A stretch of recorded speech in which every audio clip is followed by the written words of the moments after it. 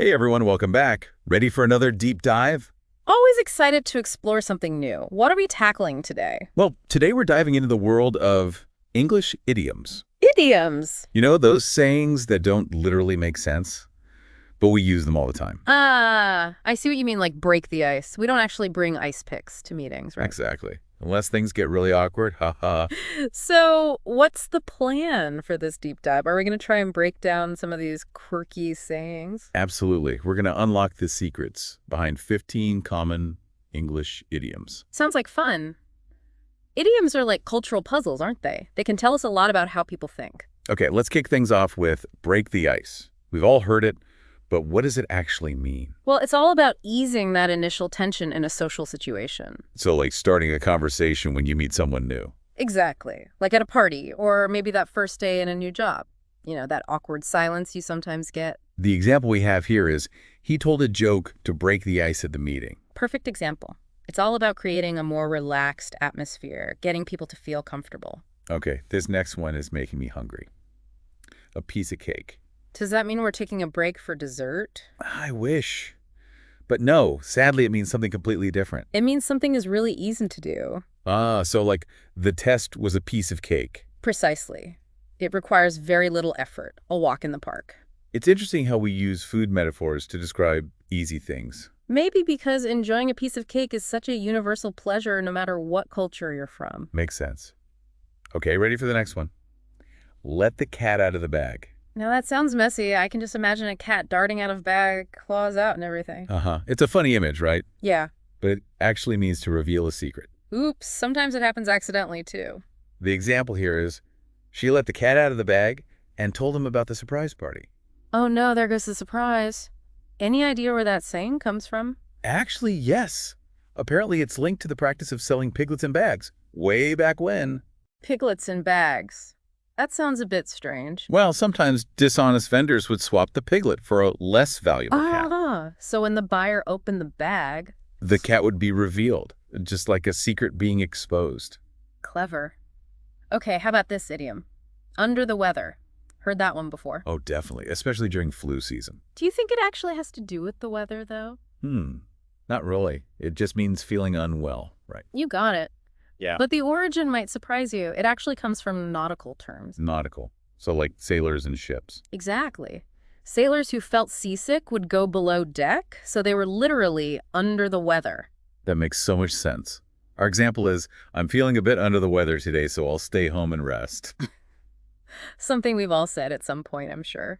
All right, let's move on to one about accuracy. Hit the nail on the head. Now this one, I hope it doesn't involve any actual hammers and nails. Definitely not. It simply means to get something exactly right. Like figuring out the root of a problem. Yes.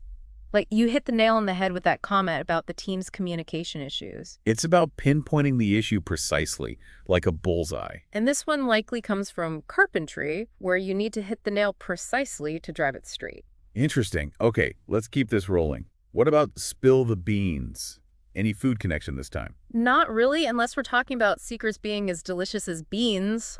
So what does it actually mean? Spill the beans means to reveal a secret, often by accident. So it's kind of like let the cat out of the bag. Exactly. Once those beans are spilled, there's no putting them back in. So the message is clear. Stay quiet. Don't spill the beans about the project to anyone else. Mum's the word. It's fascinating, isn't it? So many idioms about keeping secrets. Makes you think about how much we value privacy and trust. Absolutely. Okay, ready for another one? Hit me with it. All right, how about this? Cost an arm and a leg. Especially relevant these days. With prices going up everywhere. Oh, I know this one. It means something is really expensive. You got it. So expensive it feels like you're sacrificing body parts to afford it. Ouch. Like, that new phone cost me an arm and a leg. We've all been there. The origin of this one is a bit unclear, but it became popular after World War II. Maybe because of the cost of prosthetics for injured soldiers. That's a possible explanation, adding a whole new layer of meaning to the phrase. It's a good reminder that even casual sayings can have deep roots. Okay, on to a more challenging idiom. Bite the bullet. What do you think of when you hear that? Something painful, for sure. But not literally, right? No, thankfully not. It means to confront a difficult task head on. Even if you'd rather avoid it. Exactly. Like, I hate going to the dentist, but I'll just have to bite the bullet and make an appointment. We all have those things we'd rather not deal with, but sometimes you gotta just do it. And speaking of doing things you might not want to do, the origin of this idiom is quite interesting. It comes from soldiers having to bite down on a bullet during surgery before anesthesia was a thing. Wow. Talk about tough. That definitely puts things in perspective. All right, this next idiom is for all the night owls. Burn the midnight oil. Hopefully this one doesn't involve any actual fire hazard. No fire extinguisher needed. It simply means to work late into the night. Ah, those late-night study sessions fueled by coffee. Exactly. Back in the day, people used oil lamps for light. So burning oil late meant you were working long hours. The example we have is, she's been burning the midnight oil to finish the project on time. It really shows dedication. It does, doesn't it? Definitely speaks to our culture's work ethic. Okay, how about this one?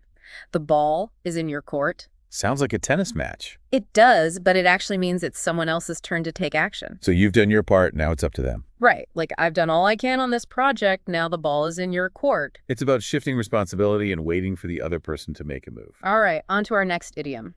Hit the books. Sound familiar? Definitely. A classic for students everywhere. And no, it doesn't mean literally hitting your textbooks. You're right.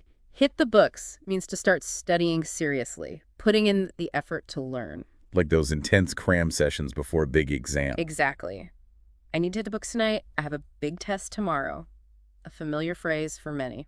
And finally, let's end on a happy note with on cloud nine. Ah, this one evokes such a blissful feeling. It does, doesn't it? It means to be extremely happy, right? You nailed it. Imagine floating high above everything on a cloud without a care in the world. Our example is, she was on cloud nine after hearing she got the job. The origin is debated, but some say it refers to the classification of clouds, with cloud 9 being exceptionally high, almost like a stairway to heaven. Beautiful imagery. Oh. Okay, we covered a lot of ground today. We broke the ice, hit the books, even felt under the weather. We certainly did. What stood out to you the most about these idioms? I think it's amazing how these simple phrases can tell us so much about our culture and history, like little windows into the past. I completely agree. They're not just words, they're packed with meaning and cultural significance. Understanding them helps us connect with language on a deeper level. And they make our conversations so much more colorful and expressive. Absolutely. So keep your ears open for these idioms in everyday life. You might be surprised where they pop up. And here's a final thought for you all to ponder. Do other languages have idioms that are just as interesting and unique as English ones? What does that tell us about the link between language and culture? It's a fascinating question to consider. So keep those linguistic adventures going, everyone. Until next time. Happy exploring.